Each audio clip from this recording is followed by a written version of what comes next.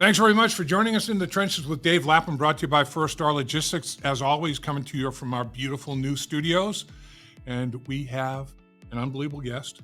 He's been on many times before. Jimmy Burrow, father of the great Joe Burrow, also son of the great Dot Burrow, who was inducted into the National High School Hall of Fame. Back in 1949, 1950, when she was playing high school basketball, she had an 82-point game. She averaged 50 points a game that season. Well-deserved honor. The Burrow family. Man, what a bunch of athletes. We talked to Jimmy Burrow about his family. We talked to Jimmy Burrow about Joe Burrow and the Cincinnati Bengals. We talked to Jimmy Burrow about everything that you want to know. So, good thing you tuned in.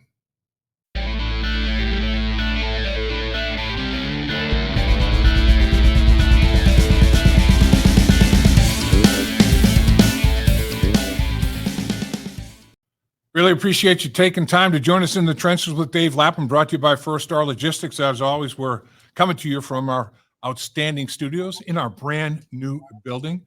And we've got a guest that we've had many times and people really, really respond to and appreciate. And that's none other than the great Jimmy Burrow. What's going on, sir? Well, thank you for having me. It's always fun. And just got a pretty easy day here. So we were looking forward to me being on here today. So it's all good. That's great. You know, Jimmy, you're an accomplished athlete yourself. I mean, you drafted by the Green Bay Packers, play in the National Football League, but you make a big name for yourself in the Canadian Football League, where you're a Grey Cup champion, two-time CFL East All-Star. In college, you're an all Big 8 player at Nebraska. I mean, you've got some skins on the wall. You're an athlete. But I guess pretty good gene pool. I mean, your dad was a point guard at Mississippi State, right? That is correct. Your mom, I mean, a couple of weeks ago, your mom goes into the high school athletes, National High School Hall of Fame class of 2024. Unbelievable. She goes in with guys like Joe Mauer in the Baseball Hall of Fame, Takeo Spikes. We know all about him here in Cincinnati. Tyrone Wheatley. I mean, your mother, you guys, it was a special honor. You guys had a special trip out there, and your mom's 92 years old and gets inducted. Man, that's unbelievable. Tell us about your mom and about that week. Well, it started about over a year ago when Rick Cleveland, a great writer from Mississippi, had come to Amory. We had been interviewed before, but we had the tornado and he came to check out the damage and interviewed me. And we started talking about my mom and he really didn't know about it. And I said, yeah, she scored 82 points one game, averaged over 50, won a state championship as a freshman. And he said, well, you know, do you have any basically proof of that? And I said, yeah, we got a whole scrapbook of her whole senior year. So wow. He said, you know, she really should be considered for at least the National High School Hall of Fame. And he started the ball rolling. The Mississippi High School Athletic Association jumped on board, and they nominated my mom, and she was selected. So certainly one of the highlights of our family and sports wise. And we've had a lot, but that's now at the top of the list. Joe got to go, and pretty much my whole family was there. And to be able to get my mom and dad there was a challenge, but it was great. And then to meet those people you mentioned, you know, was awesome for me. And Joe Mauer was Joe Burrow's favorite baseball player when we lived in Fargo, North Dakota. So nice. He loved meeting him, and Takeo was a Bengal. So, you know, they had some conversations, but it was all really centered around my mom. She was the only one that got a full standing ovation. So it was pretty incredible, and something we'll cherish for the rest of our lives. 82 points in a game, average almost 50 a year. And this is 1949, 1950 season. I mean, this is back away. That's unbelievable. And really, I mean, Yeah. her career ended at high school, right? There wasn't really college sports for women at that point in No. time. And a player like that, she ends up, marrying your dad and having a family, but just unbelievable. And what an athletic Yeah. family as well. And both your parents are in their 90s and they're able to make that trip. That's unbelievable. Yeah, my dad can still play golf. Wow. I finally beat him about 2 years ago, so it took me till he was, I think, 90 till I finally beat him. And then not too long ago, we went back out. He doesn't play as much anymore. He doesn't like leaving my mom at home, and he shot 91. He hadn't played for like 6 months, so Unreal. and he was beating me going into the back nine. So I was worried that I was going to start losing to him again. But we got a competitive family, and whether it's a board game or a card game or shooting horse in the backyard over the years, it's pretty competitive. It's certainly, you can see why Joe's enjoys competition so much. And Yeah. but again, we were blessed that we were able to be a part of that, and that they recognize my mom. And you're right, there was no major college or any college basketball for women back then. There was junior college, but I think if you got married, then that was not an option either. So she chose to go where my dad was at the time, playing basketball for Mississippi State, and pretty much took a job there in Starkville, and supporting my dad. She probably could have played, for Mississippi State or South, or Yeah. could have given a good look for the opponent. You know how you have got hey, here's the offensive sets we're going to be seeing. I bet she could have given him a pretty good look. It was the old 3-on-3. Most people aren't familiar with that, but you had 6 on one side of the court and 6 on the other. So she was an offensive. She was great on the offensive end. And Right. my dad took most of the team one night near Starkville to watch her play, and she got 82 that night. That was and they kidded my dad from then on. He just to try to get a tenth of that as the point guard every night, and they would be happy with that. But Right.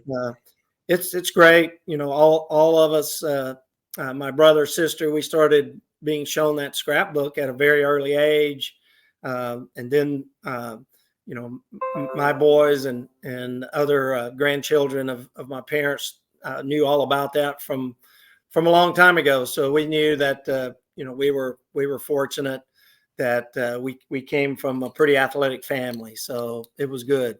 It is incredible. I mean, your sister was a great athlete. Your brother was a college athlete. Your sons, Joe, obviously, your twins, both college athletes. I mean, it's amazing how athletic your family is, how high a level of achievement that the Burrow family has enjoyed throughout the entire family. It's amazing. Yeah, we've had a lot of sporting events, basketball, football, baseball, and some track over the years. So who knows how many games my parents went to before they basically aren't able to do that anymore. And Robin going to games, but we've been fortunate that we've had a lot of success. It's funny to ask my mom one of the biggest memories back then, and instead of talking about the 82 points and the 70 something she scored several times, she talked about a loss that she had her senior year, leading into the state playoffs. And typical, if you ask Joe or any of us, those are the ones we seem to remember. But that's just the way you do it. And but she had a lot of great moments. The state championship, as I said, at actually another school as a 9th grader, and then transferred to Smithville. But we've had a lot of highs in sports and a lot of tough losses. But we've been fortunate to be able to be involved in a lot of big games. The other thing that you got into was coaching, and obviously coached at an extremely high level. You were defensive coordinator, assistant head coach, defensive coordinator in 2009. You were the Mid-American Conference Defensive Coordinator of the Year. Highly accomplished in that area too. Did anybody else in your family tree get into the coaching side of it, or are you the only one that took on that role? Yeah, pretty much me. My dad was, as I was growing up, he was a basketball coach, men's and women's. And then before I got into high school, he became a school administrator, principal, and then an assistant superintendent for a long time. No, I mean, I really had set out to maybe be a doctor. Eventually realized probably wasn't smart enough to do that. But I played for he just recently passed away, Monty Kiffin. So I played for him at Nebraska. Yep. Was such an influence on really, my life at the time.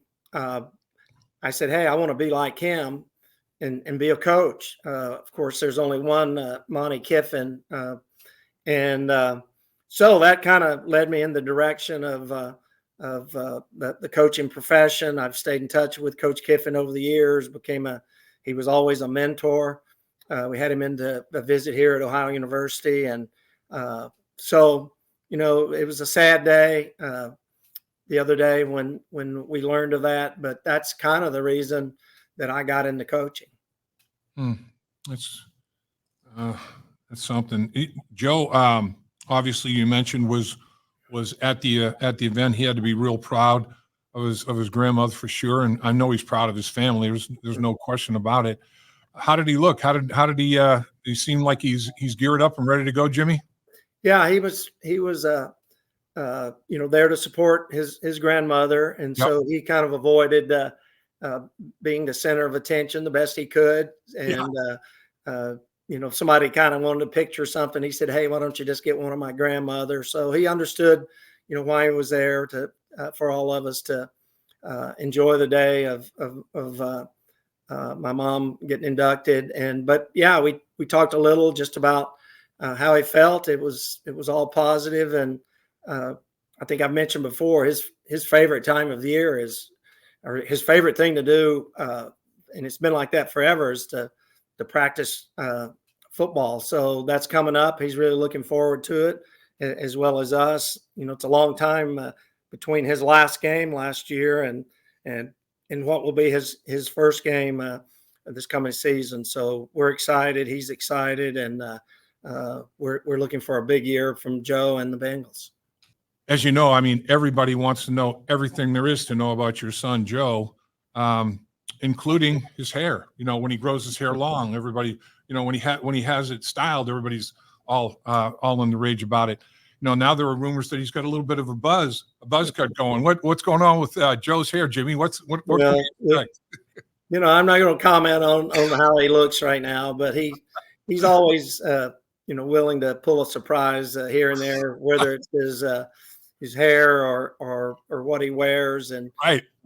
So this year he said he was looking a little to get out of his comfort zone. So I'll leave it at that, because he's definitely done that. Going to Paris and doing some things maybe that he wouldn't have done in the past, and we'll see about that haircut. Yeah, I mean, Paris and was Milan part of it over in Italy? I mean, or was it all France? Was it? No, it was all France. He was part of an NFL contingent in South France, and then Vogue had invited him to be a part of the Paris fashion show. Right. And again, he was just looking for things to do a little differently this year. So that was a part of it. He said he really, really enjoyed it, and not sure next year. There's always rumors that the Bengals are going to play somewhere overseas, so I'm sure we're all looking forward to maybe when that happens one of these days too. That'll be special for all of us. I guess Aaron Rodgers took a trip to Egypt. He could always talk to Aaron about what he thought about Egypt, I guess. I mean, that might have some appeal. I mean, he likes at least this year more so doing something different. He had such a long off season because when he got hurt, so you're basically rehabbing and training for the following year. with a lot of time. And so I think at times he gets a little bored in the off season because he misses practice and he misses his teammates so much. But pretty soon he'll be back in it and kind of in the what he likes to do. From a standpoint of actual working, whether it be strength training, strength and conditioning, or throwing routines or whatever, does he like to change those up as well? I mean, does he think, okay, I've done this for 3 years, I'm going to try something new, or does he like to stay with what I really think works for me? Yeah, I think he changed up a little this year just from talking to him. Don't know the details, but his personal strength coach, Dak Notestein, has been really training Joe since probably 9th grade. He was our strength coach at Ohio University, and I recruited him from Bell Fountain. He walked on, became an All-MAC defensive end. Wow. So, he trusts Dak with the things that he wants him to do, but Joe has input. And I think just from the previous injuries, whether it was the calf muscle or, those type things, you kind of look into that. So he's done a lot of extensive research with nutritionists and things like that. So a few things different. And then, he looks forward to working with the Bengals strength staff during the season. He wants to be a part of that and, lift with the team and do those type things. So, they have a routine for him, but he really trusts Dak and also the Bengals strength staff. But the good thing is that, he does like to have input. So, they're all willing to listen to him also. And I think we talked about this before, Jimmy. I mean, man, the first time I saw him, the first press that he did, after not having any media interaction for a little bit, he was buffed, man. I mean, you could tell he had been eating right and working hard in the strength and conditioning part of it. I mean, man, I said to Joe, man, you look like 10 or 15 pounds of really, really good body mass on you, man. And he was, hey, thanks, I've been working at it. He obviously humble as always. Yeah. He'd worked hard, man. You could tell. Yeah. Well, he's always had some trouble keeping weight on, especially during the season. If he's not able to lift with an injury here and there, that's lifting is a big part of the way he maintains his weight and his strength, certainly during the season. So, I think he looks great. He's definitely heavier, stronger, and he always says that he could probably go up to 230, but that's just not the way he feels comfortable. In the past, he likes to be able to move, and he's always said that when he gets too heavy, he can tell because it limits his mobility, and he never wants to do that. But I think he's in a good space right now for getting ready for the season. So what's the secret sauce in raising athletes? I mean, I think everybody that's watching and listening will want to know. I mean, your mother and father obviously did a heck of a job raising you and your siblings in that arena, in that area. Yeah. And you've done a heck of a job, with your family. I mean, is it expose them to it? If they love it, let them run. What do you do with it? I mean, I always say that my mom and dad and Robin's mom and dad, they both were very supportive of all their kids. And we both kind of learned from, the way we were raised. And that's just to be fully supportive, do everything we can to give them access to things that's going to make it fun for them and also make them better. So whether it's camps, and I'll have to give, I need to give Robin credit because a lot of times when I was coaching, I wasn't able to take, Joe to a practice or to a camp or to whether it was basketball, football, or baseball. So she was pretty nonstop in that. Right. Same thing, Jamie and Dan, we always made sure that they were able to get to their different things. I'm a big advocate of multi-sports for kids. Yeah, you can eventually choose. Joe dropped baseball after his 8th grade year because it was getting to be a lot. some people thought baseball was his best sport, actually. But playing baseball in Ohio, you just can't do it year round, and that's basically what it takes these days for the most part. So we just always made sure that they had fun.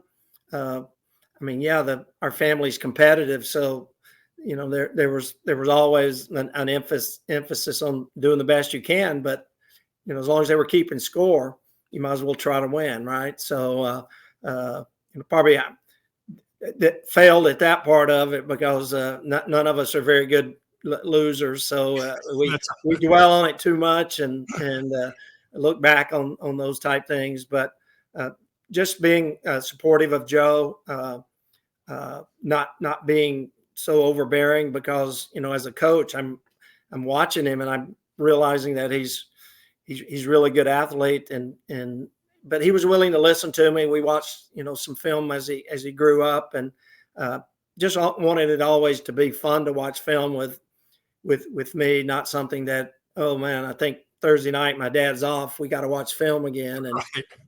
And so but main thing again, be positive with kids, that your own kids, and make it as fun as possible for it, but also teach them to work hard to be the best that they can in whatever sport they're choosing. Now in baseball, Joe had to do some pitcher, catcher, center fielder. Yeah. With that arm, he had to be pretty good in those areas. Yeah, we had his best friends were twins that could really throw. So Joe was down the line a little in pitching, but he would play multiple positions, whether it was short or third or first, outfield. But he was a hitter. He could hit home runs. He could really run. So there could have been a future for him, I'm sure, in baseball. But we would have had to really work on getting him year-round baseball, and that's hard in the state of Ohio, and it's also hard if you're playing a lot of different sports, which he was. Yeah, and he was pretty damn good point guard himself. There's a lineage of basketball in the Burrow family. He was pretty good himself in the hoops, wasn't he? Yeah, he was first team All-State, and was a scorer. He played. He could be a point guard. He was probably a little. If he'd have played in college, would have been a little more of an off guard, a shooting guard. 6'4", could really shoot threes, and that certainly gets traced back to my mom and dad with the shooting ability. So, but he loved basketball. Started getting a few ladders as a sophomore, but about that time, we were moving in the direction of him being a football player at that point. So we've talked about this a little bit, but I think it bears repeating. From a goal setting standpoint, I know Joe's got team goal aspirations big time. How does he incorporate his individual goals into that team goal setting scenario? Well, I think really any individual goal that he might have, whether he states it publicly or keeps it to himself, it's still all about the team. And what can he do with personal goals to make the team better and to get to the Super Bowl and win the Super Bowl. And I think he's so team oriented that I think his goal this year is just to be healthy and be there the whole season. And in his mind, he's confident enough to know that if he can do that, with the team that surrounds him, then they can win a Super Bowl. So I think that's the main thing is being healthy this year. We know that he is laser focused. We've talked about that. There's nobody. I don't care. Forget about athletics, just in general. There might be somebody as focused as he is, but there's nobody more focused than he is. I can tell you that. He's amazing.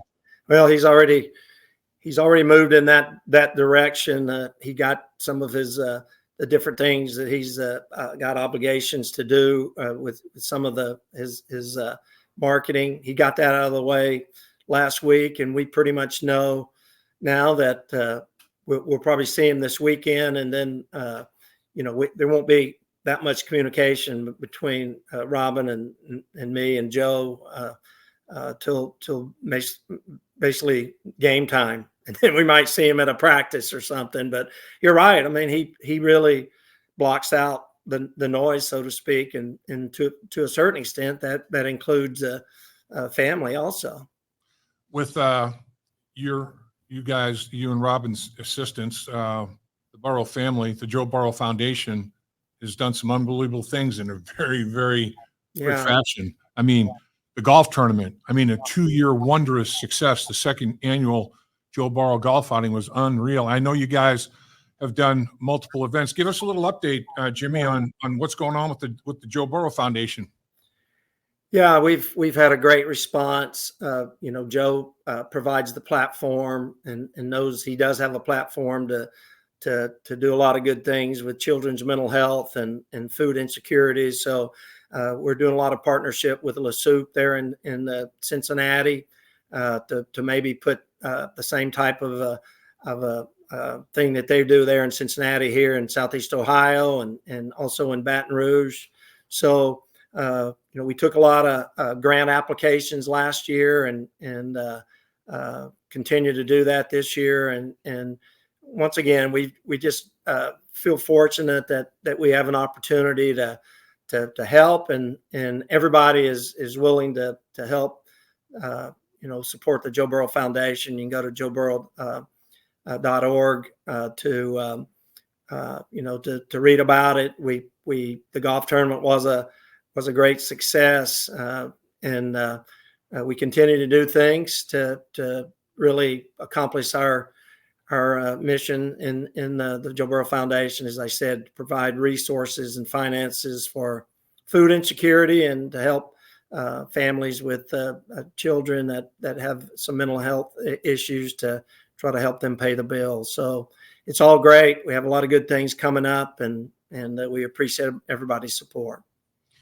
Well, I mean, the Burrow family has been incredibly successful. I mean, great people, obviously, and it's no shock to me or anybody that knows of the Burrow family that you guys are all about giving back. I mean, that's what makes part of what makes you guys so great as a family, and we appreciate everything you guys are doing for multiple communities. And keep up the good work, you and Robin, Jimmy.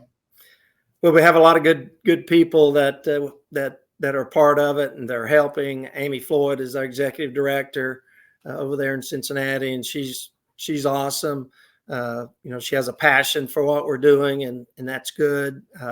We have a lot of good people on the board in Baton Rouge and in Ohio. So everybody pretty much is willing to do anything they can to help us do what we set out to do. And Joe, back at the Heisman speech, seems like a long time ago, but it was really only in 2018 realized that he had a platform that he could use and our family could use to in his words, do good. So we're always trying to do good in a lot of different type opportunities that come up. Well, congratulations, and it's much appreciated. I can tell you that. Yeah, it's the team. I mean, the latest publications that I've looked at, of course, they're ranking quarterbacks now, and Joe's right there with Patrick Mahomes, 1 and 2. Still the only guy that's got a winning record at quarterback against Patrick Mahomes with that 3-1 record. And then the latest I saw, AFC North champions with a 13-4 record, the best record of anybody in the AFC. So #1 seed going to the playoffs, that all would be great. We'll see. Well, Joe didn't pay much attention, to that. Yep. I mentioned to him, because he talked about the 18-game schedule the other day. I just mentioned to him that, hey, some people have been you've been getting a little negative feedback from people. He had no idea because he just didn't read anything like that. And but so he's not paying any attention to again what people are saying.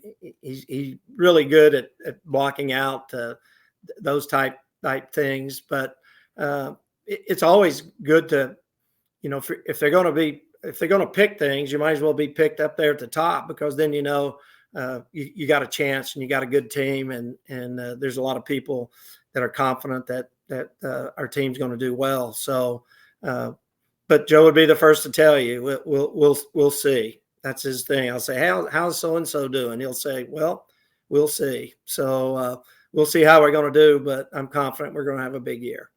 Well, he made a lot of sense when he was talking about the 18 games, having the 2 byes and one for the entire league at the middle of the season and do their thing, like the all-star type fun and games type thing. And then everybody else gets another bye. Makes a lot of sense. You have a smart son. There's no doubt about it, Jimmy. Well, that comes from his mom for sure. So we're proud of him, what he's able to do on and off the field. And we couldn't be happier that he's a part of the Cincinnati Bengals and part of Cincinnati and the whole state of Ohio. So we're locked into truly being an Ohioan at this point.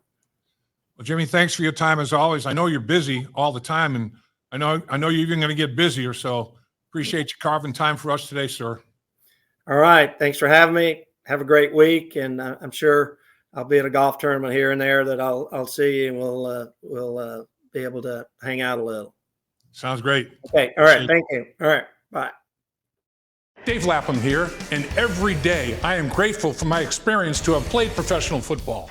As a player, I realize self-motivation, leadership, and appreciating your teammates are key. At First Star Logistics, you can use those same attributes to create the life you want for you and your family. Build your future by working hard like I did. You'll see results both on and off the field. Call First Star Logistics today and be part of our winning team. Opportunity knocking.